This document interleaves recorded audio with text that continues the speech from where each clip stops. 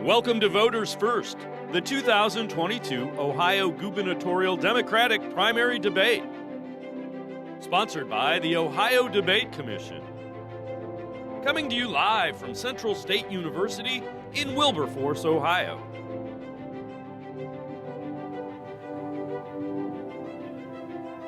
Funding for this debate is provided by AARP Ohio. This program is made possible by the following organizations: the Shar and Chuck Fowler Family Foundation, the Cleveland Foundation, the George Gund Foundation, and the John S. and James L. Knight Foundation, the Murray and Agnes Seasongood Good Government Foundation, Tecovas Foundation, City Club of Cleveland, and the Ohio Association of Broadcasters. Hello, and on behalf of the Ohio Debate Commission, welcome to Voters First, the 2022 Ohio Gubernatorial Democratic Primary Debate. I'm Lucy May, host of 91.7 WVXU's Cincinnati edition. Thank you for joining us here live from the Paul Robeson Cultural and Performing Arts Center on the campus of Central State University in Wilberforce, Ohio. Today we hear from the Democratic contenders vying to become the next chief executive for the state of Ohio. The candidates with us this evening are Nan Whaley and John Cranley. Thank you for being here. Thank you. Thank you. The participants were selected in accordance with the guidelines of the Ohio Debate Commission, a coalition of state news organizations, universities, and civic groups whose mission is to create better debates for better elections. The format and rules for this debate were agreed to by both of the candidates. Participants will have 30 seconds for opening remarks. Afterwards, questions will begin. You will each have 90 seconds to answer, followed by a 30-second rebuttal at my discretion. Questions for this debate come from the Ohio Debate Commission and residents across the Buckeye State.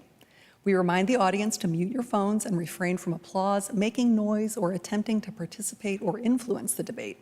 No photography or recording is allowed. A random drawing determined the order of opening remarks and questions. With that, let's get ready to debate. Nan Whaley, you have 30 seconds for your opening statement. Thank you, Lucy. For the last 3 decades, we've had the same well-heeled lobbyists and politicians running our state house. And what has it got us? They've been lining their political pockets, and Ohio families have gotten further and further behind. It is unacceptable. I'm Nan Whaley, and I'm running for governor because it is a pretty simple reason. I believe Ohio deserves better. I will make sure your pay goes up, your bills go down, and we finally have a state government that's working for you. Thank you. Now you, John Cranley.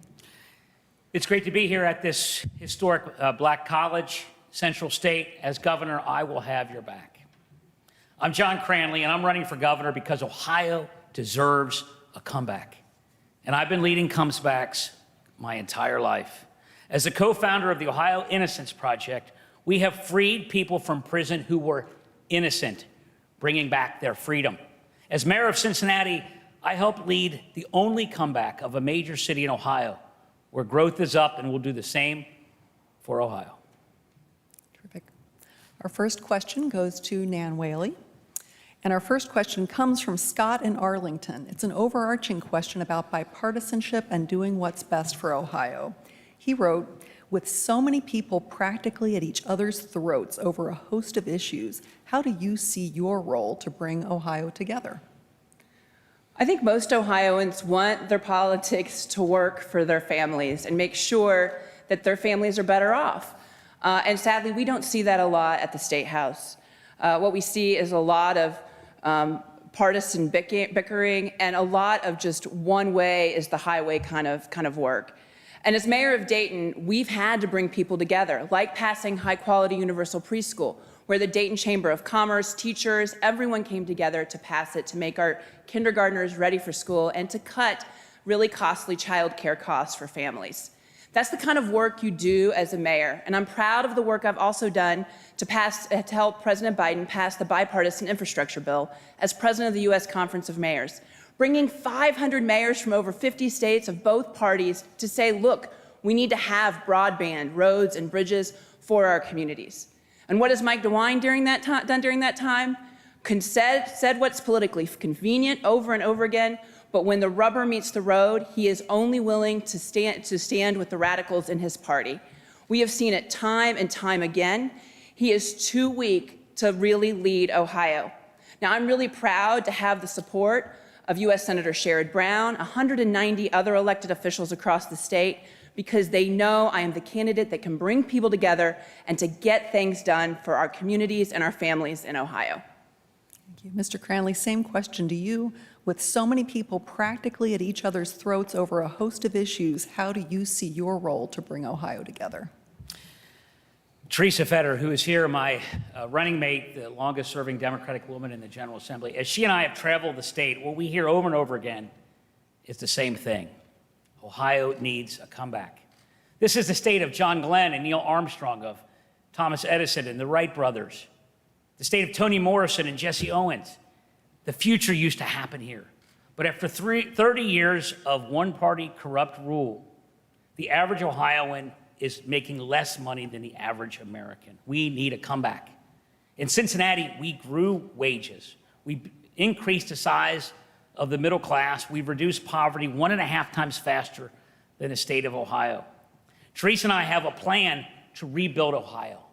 Guaranteed 30,000 jobs that pay $60,000 a year to build high-speed broadband and clean energy. We're going to pay for that by legalizing marijuana, taxing it, and putting the taxes into those jobs. And then we're going to put real money into people's pockets with a dividend, like they have in Alaska and North Dakota. These are real, fresh ideas. And guess what? They're popular in small towns, in rural areas, in big cities. They unite Democrats and Republicans. I have a long reputation and history of working in a bipartisan manner to get things done. That's why Cincinnati is the only comeback city in Ohio, and that's what Teresa and I will do for you. Our next question goes to you first, Mr. Cranley. And our next question comes from Colin in Oregon, Ohio. He says, while many areas of our state, like Central Ohio and Cincinnati, are prospering, areas like Toledo, Akron, and especially Youngstown are fighting to keep up economically. If elected, what would you do to bring equality and economic development to all corners of the state? Cincinnati was like all the cities that Colin mentioned. It was in decline my entire life. It's in a comeback now because we have put democratic values into practice. It started with racial justice. In Cincinnati, 20-some years ago, we had multiple killing of unarmed black men by our police, and our city had injustice exposed. I'm proud to say that I was part of a large group of people that helped to change police-community relations, where we were one of the only major cities in America last year where shootings were down, but our arrests are down over 20 years by 50% per year. We've made our city safer by arresting fewer people. Diversity and inclusion is the predicate of our city's comeback. Democratic values work. I also led the first $15 living wage in the city of Cincinnati, in the state, the largest solar farm ever built in America. We grew Black-owned business contracts from 2% to 17%. We doubled public transit in Cincinnati and Hamilton County, and we have 2 years of preschool for all Cincinnati public school kids. In short, we put democratic values into practice. As governor, we'll bring those same values to the whole state because our policies work, our values work, and Republican values of trickle down and divisive social policy fails, and people are worse off. People in Cincinnati are better off. Same question to you, Ms. Whaley. Yes. I've been traveling the state, obviously, and have been to 87 of the 88 counties so far, and I see local leaders doing their level best to really try to work and grow their communities and solve problems in their communities. Great local leaders all across the state. But they don't have a partner at the State House. And why is that? The State House has been called by the FBI the most corrupt in the country. Folks that are running our State House right now are more interested in lining their pockets than taking care of places like Marietta or Mansfield, places that have opportunities for growth. Now, I'm excited because in our jobs plan at nanwhaley.com/jobs, we talk about really investing in small business, making sure that the state is a real partner with small businesses instead of just big projects, which happen to have big ribbons for people to cut. We have to make sure that we're investing in all communities, because the answer can't be for someone in Marietta or someone in Lima that if they want their kids and grandkids to stay in Ohio, they have to move to the Columbus metro region. We need to make sure that one good job is enough no matter what community you live in, and community leaders all across the state are doing their level best in this work.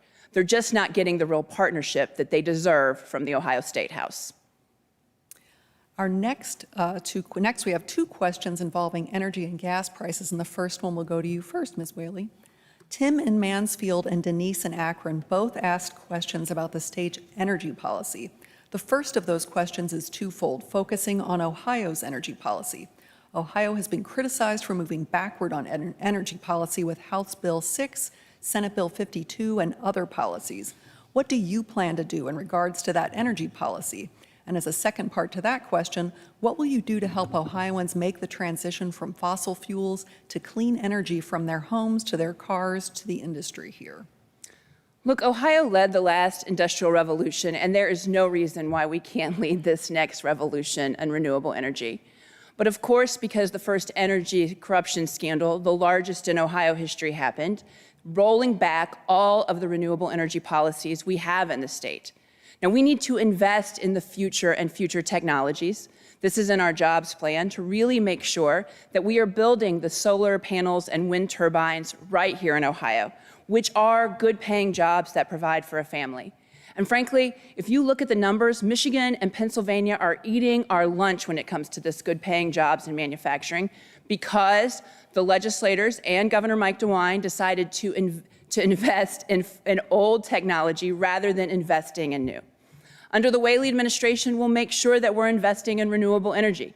It's why I'm proud that I have the endorsement of the Ohio Environmental Council, making sure that we're investing in battery technology so we build the new cars of the future.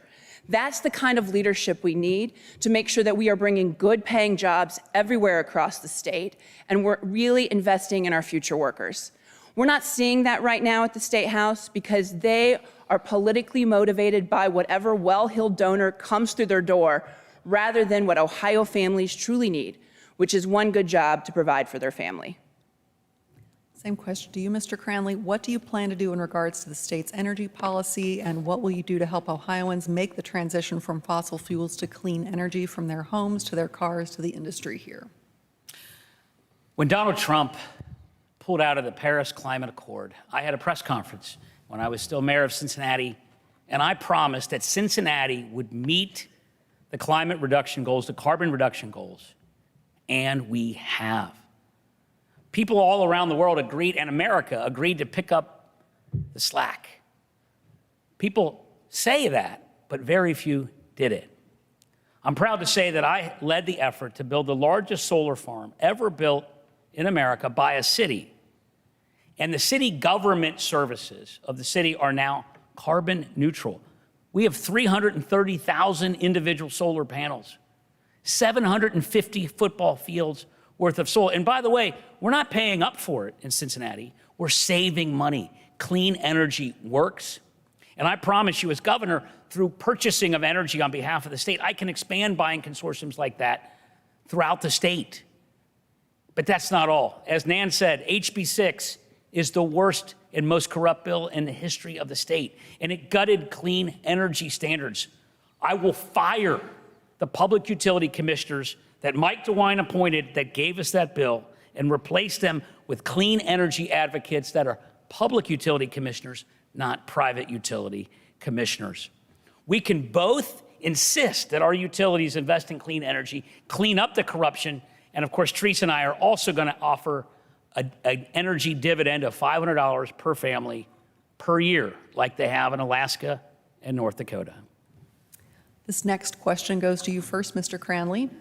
Though gas prices in the last few days seem to have stabilized, prices are still roughly $1.30 more per gallon than a year ago. Will you consider any changes in Ohio's gas taxes to ease the load on working families? If not, why not? And what would you do instead? Absolutely. Teresa and I would immediately temporarily reduce the gas tax to give people a break at the pump. See, we believe in actually helping the middle class and raising their incomes, not robbing from them. Mike DeWine raised the gas tax, refuses to budge even in this extreme inflation, and, of course, passed the HB 6 utility hike, which is a corruption tax that comes out of everybody's pocket every month to bail out a coal company in Indiana. Not only, as I mentioned, am I going to fire the utility commissioners, but on top of that, we are going to offer a natural gas dividend to the people of Ohio, $500 per year to families that make $75,000 or less to help with inflation. Now, it's interesting that Republicans in Alaska and Republicans in North Dakota, they provide a dividend to their people. But Mike DeWine and the Republicans in Columbus, they take money from us and give it to the special interest. Teresa and I are going to take money from the special interest and give it to you. This is real plans.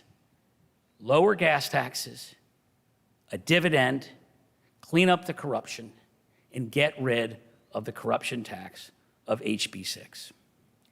Ms. Whaley, the same question to you. Will you consider any changes in Ohio's gas taxes to ease the load on working families? If not, why not? And what would you do instead? We see that Ohio families are hurting quite a bit with the rising costs from childcare to compressed natural gas costs that went up 45% this past winter.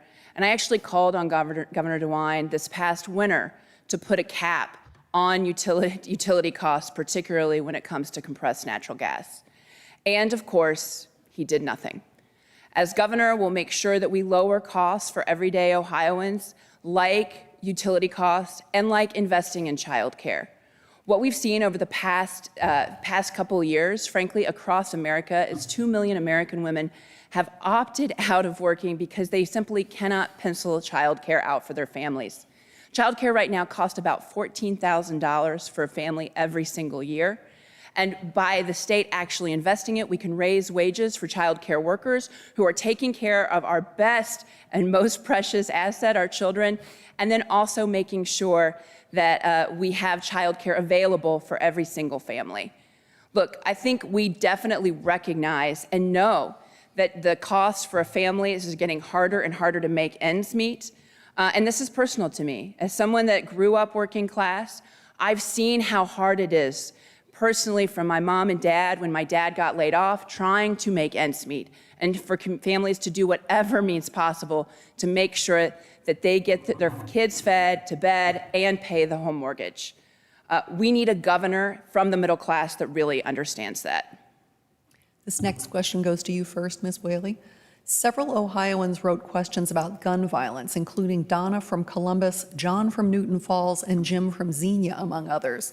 This one is a combination from Jim and Donna, who wrote, "Year after year, it seems there are more mass shootings, some at schools, that threaten our security. Governor DeWine recently signed a bill making access to guns easier and repealing safety measures such as required concealed carry permits.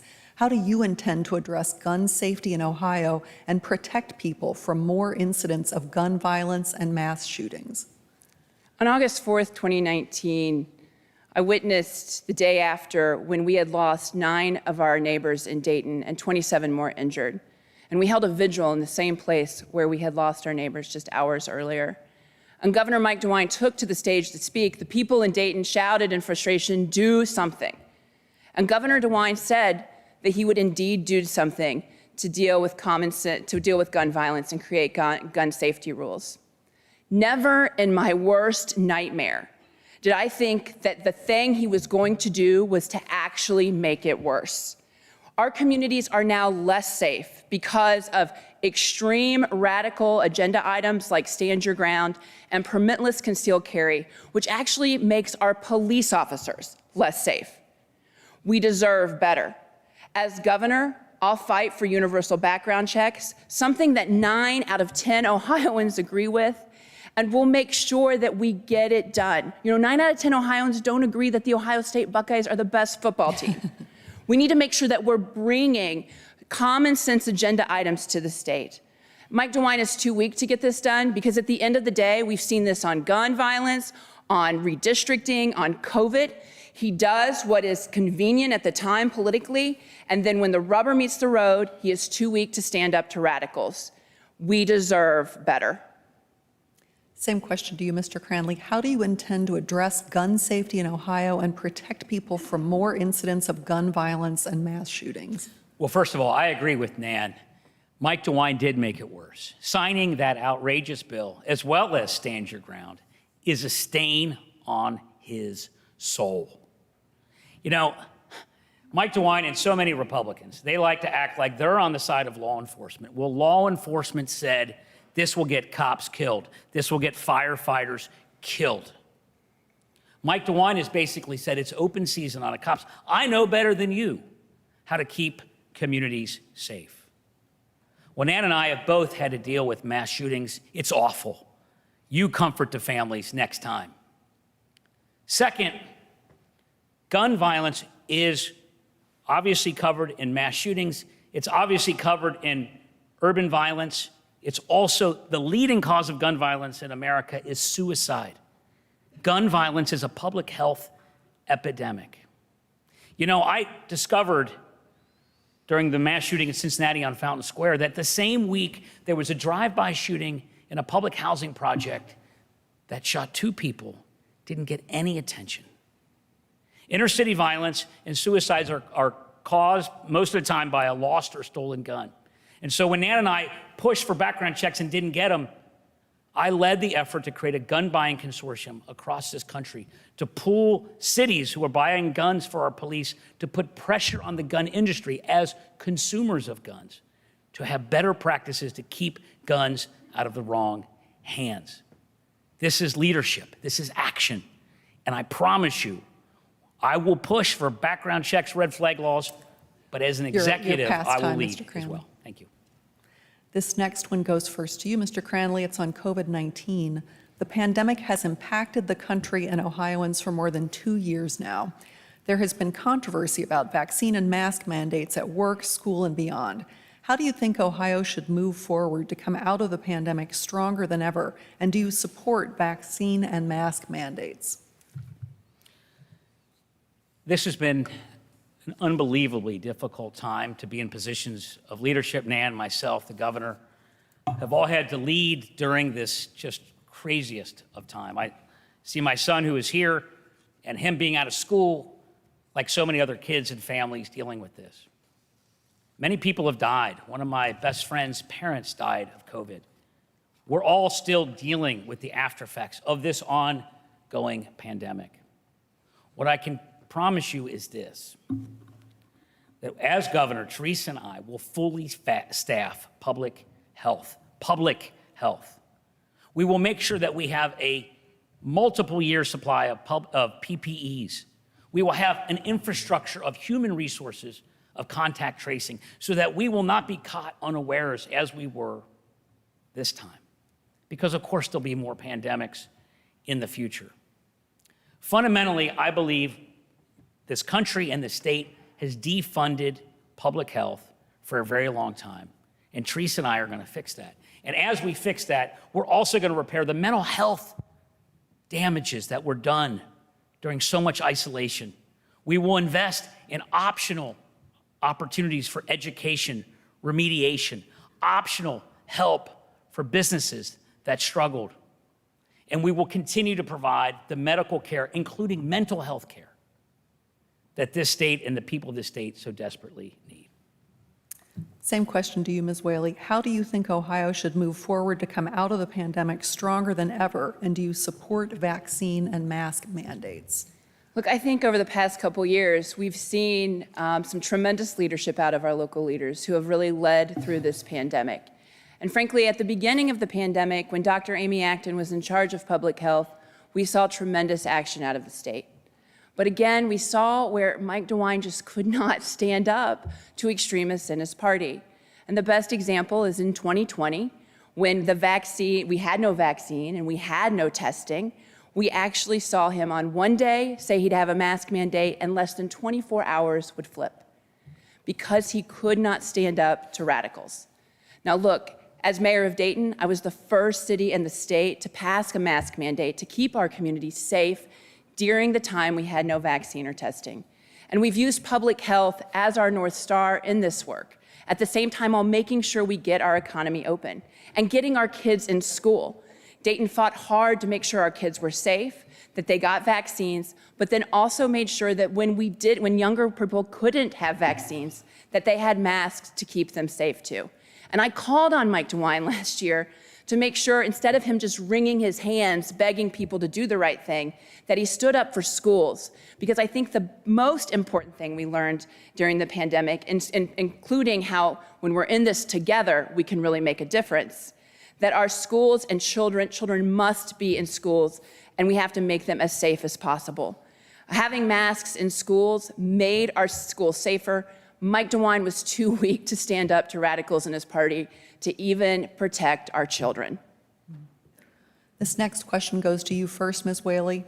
Several Ohioans also asked questions about abortion rights. This one came from Michael in Cincinnati, who wrote, Governor DeWine has advocated for restricting abortion access and taken steps to remove a citizen's right to choose the best path for themselves and their family. How do you plan to protect people's right to privacy and abortion access? Well, Lucy, this is really personal to me. As a woman, I've spent my entire career fighting for abortion access and even fought to keep the Dayton Clinic open, working with NARAL. And look, what we've seen across all candidates running for governor, both Republican and Democrat, is that I'm the only candidate that has been pro-choice my entire career. And while I'm very excited that Mayor Cranley has joined us in allyship in fighting for a woman's right to an abortion, this is too important when Roe is about to fall to have someone in the governor's seat that just decided a few months before he announced for governor he was pro-choice. Look, as governor, I'll make sure that I veto any bill that attacks access for women's health care and abortion rights. I'll make sure that we have a pro-choice doctor as a head of public health in our cabinet. But you don't have to take my word for this. Every single organization that has been on the front lines fighting for abortion access in our communities has endorsed me. From Planned Parenthood Action of Ohio to Pro-Choice Ohio, they are the group that I trust in this work, and I am incredibly honored to have their full support. Mr. Cranley, same question to you. How do you plan to protect people's right to privacy and abortion access? I am pro-choice, and as governor, I promise to veto any effort to undermine reproductive freedom. As Nan said correctly, I was raised Catholic and started out in a different place on this issue. Like Tim Ryan, like Joe Biden, like many others. About 15 years ago, when my wife Dina, who's here, and I started a family, we had to go through some very personal, private fertility decisions. And during that process, and by the way, it worked out well, Joseph is here. During that process, it became obvious to me what my wife already was telling me, that government had no role in reproductive decisions. And so I am pro-choice. And I agree that this issue is going to take on importance this year with the Supreme Court decisions expected this summer. And it's likely the Republicans will keep a majority in the General Assembly. So the only way to stop these attacks when it reverts to the state is to get a veto stamp. And the only way to get a veto stamp is to win. Teresa Fetter, one of the greatest champions of reproductive freedom in the history of the state, she and I are the best ticket to win because we have delivered for our people by raising economic conditions, and I believe that's what is the most likely reason swing voters will decide one way or the other, who can deliver better economic progress, and I have done that in Cincinnati. You're watching Voters First, the 2022 Ohio Gubernatorial Democratic Primary Debate, a presentation of the Ohio Debate Commission and AARP Ohio. Our partners for this debate include the Char and Chuck Fowler Family Foundation, the Cleveland Foundation, the George Gund Foundation, the John S. and James L. Knight Foundation, the Murray and Agnes Seasongood Good Government Foundation, Tecovas Foundation, City Club of Cleveland, and the Ohio Association of Broadcasters. Thank you for being with us. So On Monday afternoon, the Ohio Debate Commission and Central State University talked with dozens of high school students from the Cleveland area Thurgood Marshall Oratorical Debate Program and college students from 4 universities during community roundtable discussions. They posed this question, and it will go first to you, Mr. Cranley. According to the Canton Repository, there is a constant rate of 10 to 40% of college graduates moving to other states. What will you implement to highlight opportunities for the youth in Ohio to not only ensure, but to raise the career retention rates in the state? Lucy, I think this is a critical issue. We have to grow again. So much of the state is used to decline of people moving away. We need a leader that can get results. Cincinnati was like that. It was losing population my whole life. And now it's growing again, twice as fast as the state of Ohio, reducing poverty 1.5 times faster than the state of Ohio. And the University of Cincinnati and Cincinnati State and Xavier and all of our other universities are part of that. What makes vibrancy happen are our values. Prioritize diversity and inclusion. It's because we prioritize racial justice in Cincinnati that made our comeback possible. Same with LGBTQ rights. We became, with Columbus, the first city in Ohio to get a 100% score from the Human Rights Campaign. These things matter to young people, to retaining young people. Teresa Fetter and I also have a plan to invest millions in community college to reduce tuition, but to upgrade graduate level education, because that has been proven to be the #1 reason why you can attract businesses, jobs, which then keep our graduates here. But fundamentally, we're either growing or dying. And too much of Ohio thinks that we can't grow again. I know we can, because I helped lead our Cincinnati back to growth. Same question to you, Ms. Whaley. What will you implement to highlight opportunities for the youth in Ohio to not only ensure, but to raise the career retention rates in the area?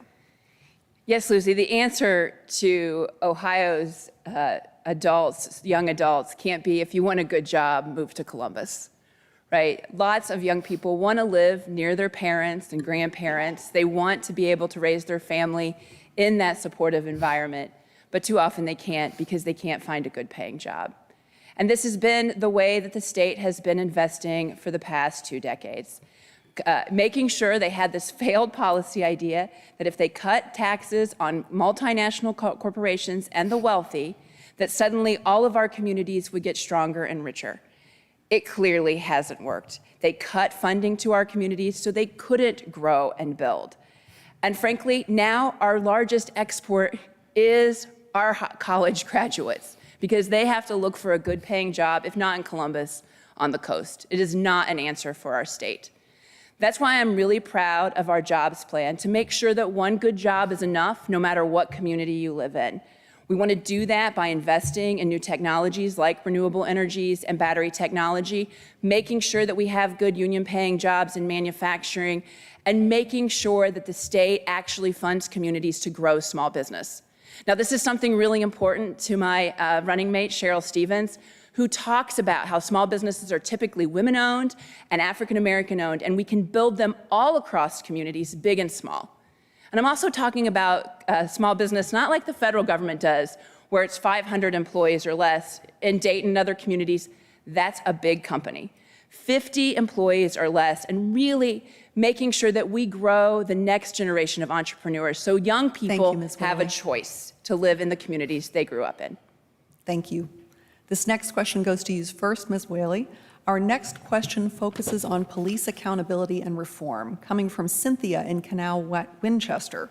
She writes, if elected and the leadership in the House and Senate refuses to pass any legislation addressing police misconduct, will you sign an executive order ending qualified immunity, which is a series of legal precedents that protect government officials, including police officers, accused of violating constitutional rights? You know, every family in Ohio, regardless of what they look like, deserve to go to bed without violence in their community, and they deserve to be treated with dignity and respect by our police officers. As mayor of Dayton after the George Floyd murder, we recognized we need to have a better relationship with our police officers in our community. So I brought over 100 members of the community together, activists, clergy members, the police, to really find a way forward for our police departments to really work with our communities. They had many recommendations that have already been put in place, like the alternative response model. So when you call 911 in Dayton, you may get a police officer if you need one, you may get an ambulance, you may get a mental health provider, because we need to make sure that we're providing the service that the community needs at the time. We also recognize that too often Black Ohioans are over-policed, over-sentenced, and overcharged in our communities. And making sure that we're really investing in police, increasing the number of officers, and making sure that anytime anyone interacts with an officer, they're treated with dignity and respect. You have to hold both ideas in your head at the same time. And as governor, I'd do that again, working with our activist community, working with clergy, working with the criminal justice community to move our state forward. There are many actions that can be done, but right now we have a governor that's been in office since I was 10 months old and typically only interested in what the criminal justice system wants, not what the whole community needs. So, Ms. Whaley, would you sign an executive order ending qualified immunity? Look, I think this is way more qualified than just qualified immunity issues. I think it is more about how police officers really interact with citizens. And absolutely, citizens deserve to be treated with dignity and respect anytime there's an incident or anytime they are in with police officers. Same question to you, Mr. Cranley. If elected and the leadership in the House and Senate refuses to pass any legislation addressing police misconduct, will you sign an executive order ending qualified immunity? Police community issues have been a defining issue that I have grappled with my career. 22 years ago, our city was boycotted by civil rights leaders after several killings of unarmed Black men by our police. Damian Lynch III, civil rights leader in Cincinnati, the Reverend Dr. Otis Moss Jr. in Cleveland, they said, don't spend money in Cincinnati until they change things. I'm proud to say that today they want this former mayor of Cincinnati to be governor of Ohio. We've made real change. As I mentioned earlier, shootings are down, but arrests are down 50% over 20 years on an annual basis. We've made our city safer by arresting fewer people. There are 3 elements to our reform: transparency, use of force changes, and community-oriented policing.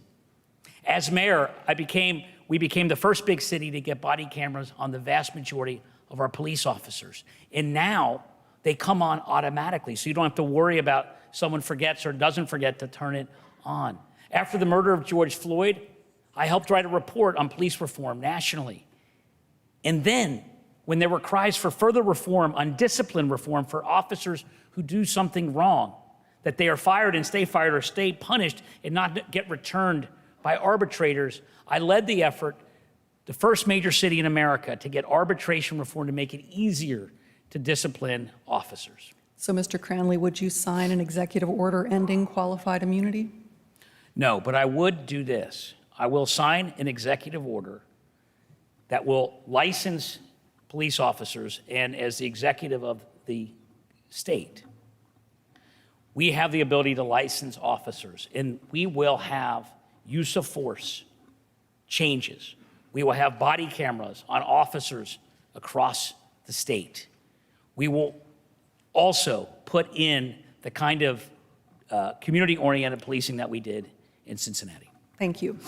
This next question goes to you first, Mr. Cranley. It was submitted by Rebecca in Cincinnati. She asks, approximately 1 in 10 children will be sexually abused in Ohio. As governor, how do you plan to protect children from predators? Will you pledge to reform the statute of limitations on rape, enact grooming laws, or create a civil look-back window? Absolutely. I believe the statute of limitations should be lifted for rape. And I have to defer on a question like this to my running mate, Teresa Fetter, who discovered when she got elected to the General Assembly that obviously we all know if you rape somebody, it's a felony. But if you pay to rape the person through an act of prostitution where you're raping a child, it's a misdemeanor. It was a misdemeanor. Teresa Fetter led the effort in a bipartisan fashion to change that. And she has become the nationally known champion of human traffic survivors. Over the last month, Teresa and I have traveled the state on what we've called our social justice tour. We're exonerees of the Innocence Project, a project that I started, and this project has gotten 34 people out of prison, some of whom I got out personally, and women that Teresa has helped stand up for themselves as survivors of human trafficking. And we did this, which was kind of a strange way to start a main political campaign, because we wanted voters to know what our moral compass was. That in all cases, we would be thinking about those who have been most abused by society. Innocent people in prison, women who were trafficked, girls that were trafficked at the age of 11. Thank you, Mr. Cranley. Same question to you, Ms. Whaley. As governor, how do you plan to protect children from predators? Will you pledge to reform the statute of limitations on rape, enact grooming laws, or create a civil look-back window? Yes, absolutely. And look, I think this is just one of those things, again, that has not been addressed because there's not enough women in politics. If we had women leaders really paying attention to this and more women as leaders across the state, we would see more of these issues being figured out by policies that have mostly been written by men. And look, I have walked the streets of Dayton with people that have been former in the sex trafficking industry, right? And have seen them work with women to try to pull them out. And a lot of this also ties to the addiction crisis in our communities. Now in Dayton, I'm really proud of the work we've done to bring people together. When I was mayor, when I was first elected mayor, we actually led the nation in accidental overdose deaths. We did two things. We first sued the drug companies to hold them accountable. We were the first city in the state, the fourth in the country, and we won to make sure that funding goes to addiction. And secondly, we made sure that we started treating addiction like the disease that it is. Lots of people have no choice in the throes of addiction. They can't get services, they can't get the help they need when they're ready to take it, and so they stay in this cycle of violence. Ohio deserves better. We need to make sure that we're fully funding mental health and addiction services like we have been able to do in Dayton through local funding. But there are some communities that are too poor to do that, and they need a state partner. This could also really affect and make us not fourth in the country in human trafficking in Ohio right now. Thank you, Ms. Whaley. This next question goes to you first. Several Ohioans wrote questions about supporting the LGBTQ+ community. Shane from Columbus specifically asks, if elected governor, what can we expect to see your administration do to protect LGBTQ+ Ohioans? Yes, I've learned in Dayton that an inclusive community is a community that really can thrive. And we have been really proud. I've been really proud of the work that I've done in Dayton. In Dayton, we too, on the first year we were able to get on the Human Relations the index, we were actually over 100%. They actually give you bonus points, and I was proud of that work. I was the first mayor in the state, and the first person in the state actually to perform a same-sex marriage an hour and 3 minutes after Obergefell, and continued to provide marriages free for anybody who wanted to come that following week to celebrate. We were the first city in the state to ban conversion therapy, and even before marriage was a law for folks, we had a domestic partnership in the city. And I've been proud to partner with Equality Ohio so they bring the issues to us and we can move towards open community for LGBT folks and family across Dayton. And Dayton isn't necessarily a city that you actually think, usually you think of the bigger cities, but I'm proud of the work that I've done with the LGBT community and Equality Ohio. As governor, I'll do the same thing. We need to make sure right now in Ohio, if you don't live in one of the larger cities in the state, you can actually be thrown out of your house if you're gay. It's unacceptable. We need to make sure that people have protections for housing and employment, and I'll work with Equality Ohio to make that happen.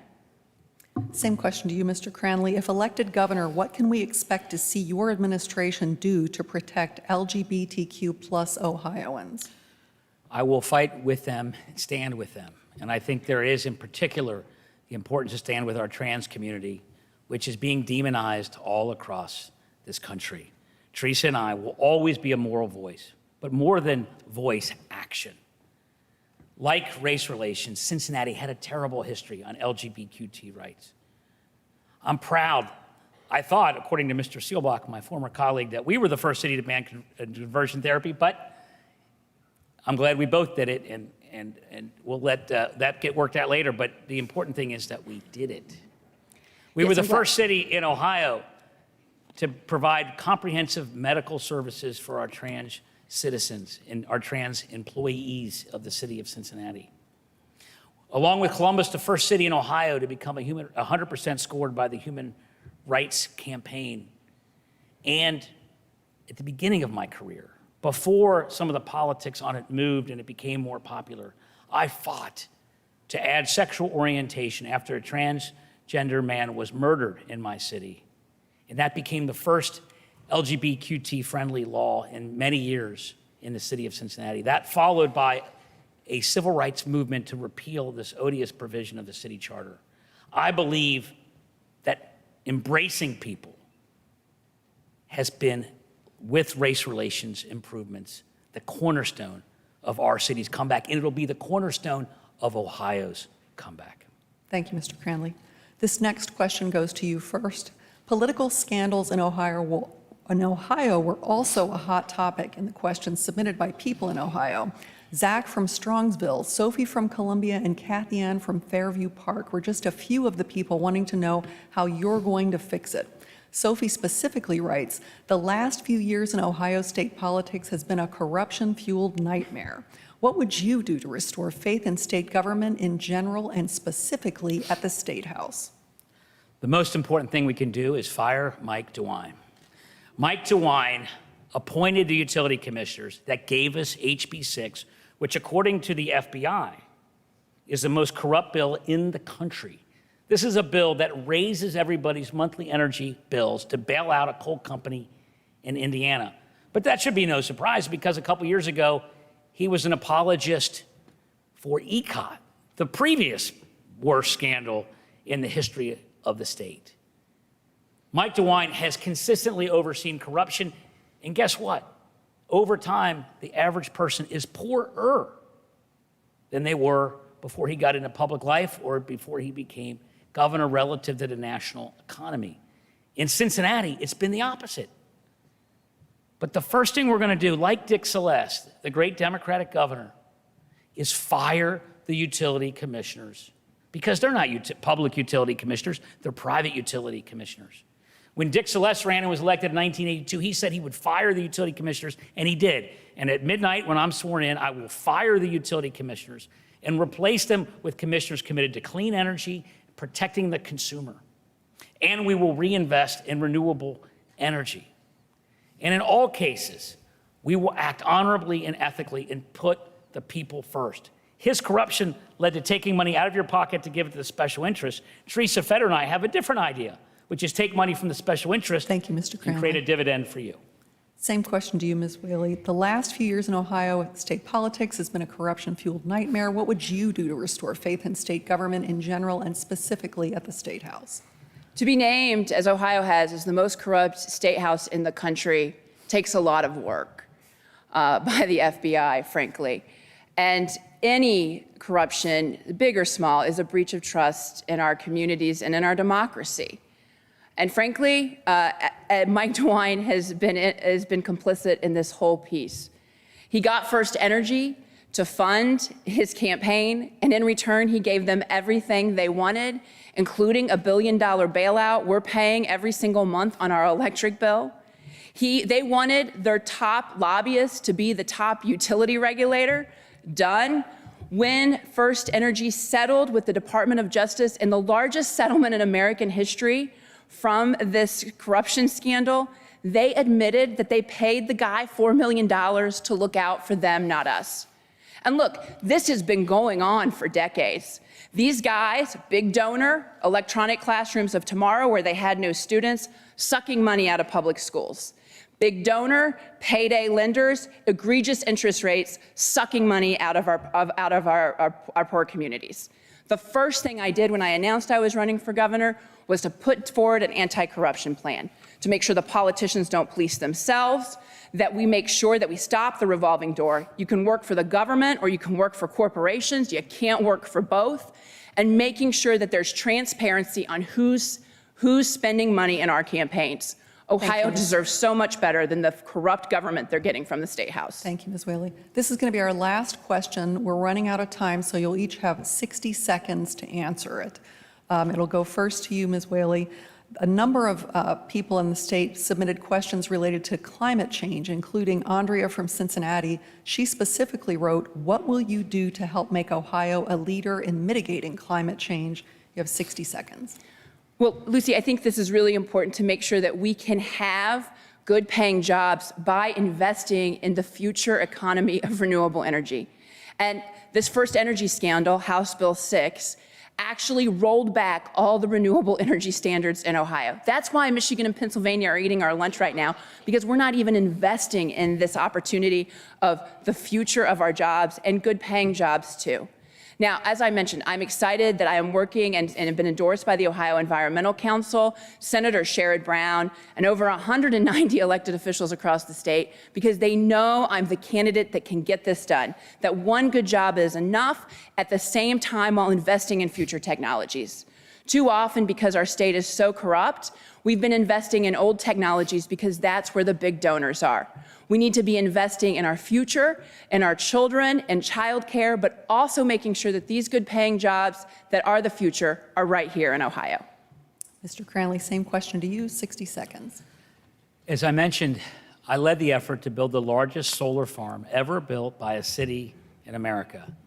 The city government services of Cincinnati is carbon neutral. It's in Highland County. It created jobs.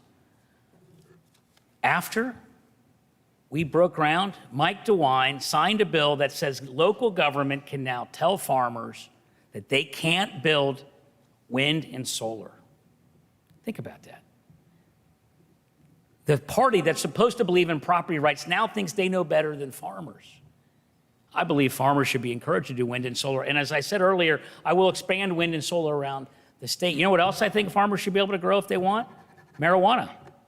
That's why and Teresa and I are leading the effort to legalize it, to tax it, and to create good paying jobs. In fact, 30,000 jobs that pay $60,000 a year to build the infrastructure and the clean energy that our state needs. Thank you. That concludes the questioning portion of the debate. We have a few minutes left for closing remarks. Each of you will have 90 seconds. Nan Whaley, we begin with you. Thank you, and thank you, Central State, for hosting us today. This election is simple. I believe that Ohio deserves better. For 30 years, we've had the same guys in charge at the State House. They've gotten rich, and Ohio families have fallen further and further behind. It's time for a change. As mayor of Dayton, I brought folks together to tackle some of the toughest issues, and each time we came out stronger. We did it by focusing on solutions, not partisan politics or petty egos. We could use the same attitude at the State House today. As governor, I want your pay to go up, your bills to go down, and your state government to finally work for you. We'll do that by raising wage for all Ohioans, by investing in small business, growing our manufacturing base, and raising the minimum wage to $15 an hour. We'll also pass universal preschool like we did in Dayton and make sure that folks' medicine bills go down. But we also have to attack the rampant corruption that's been on display under Mike DeWine's leadership. On May 3rd, I'm asking for your vote because I think it's time to have a governor for the middle class and from the middle class that will fight for the middle class. Thank you. Mr. Cranley, you have 90 seconds. We're all Democrats. We share the same values. We have the same goals. This primary is about one thing. Who is best to beat Mike DeWine? The fact is that when it comes to economic growth and growth in general, my record is better than Mike DeWine. Over his career, the average wage in Ohio has gone down. The average wage in my city has gone up. Poverty's gone down 1.5 times faster than the state of Ohio. and we grew twice as fast as the state of Ohio. When Teresa and I travel the state, we hear from communities that feel like the future is behind us, that we can't have growth and economic opportunities for our kids and grandkids. But I know we can, because my city was like yours. It was in decline, and now it's growing again. And we have a plan to guarantee 30,000 jobs, that pay $60,000 to build infrastructure, legalize marijuana, tax it, put those taxes into those jobs, and to create a dividend that will build up the middle class of the state and help with inflation. And I believe if we Democrats are going to win, we have to nominate a team that can meaningfully say that we can improve your community and your life. I have done that by getting people out of prison who are innocent, which frankly is really hard, Cranley. and turning a city around. We'll do the same for Ohio. Thanks. That concludes today's debate. I'd like to thank Nan Whaley and John Cranley for joining us. This debate was presented by the Ohio Debate Commission. Funding was provided by AARP Ohio. This program was made possible by the following organizations: the Shar and Chuck Fowler Family Foundation, the Cleveland Foundation, the George Gund Foundation, and the John S. and James L. Knight Foundation, the Murray and Agnes Seasongood Good Government Foundation, Tecovas Foundation, City Club of Cleveland, and the Ohio Association of Broadcasters. And we'd like to thank Central State University for hosting this event. Finally, I'd like to thank our audience here at Central State and across the Buckeye State for joining us. I'm Lucy May, host of 91.7 WVXU's Cincinnati edition. Have a great evening.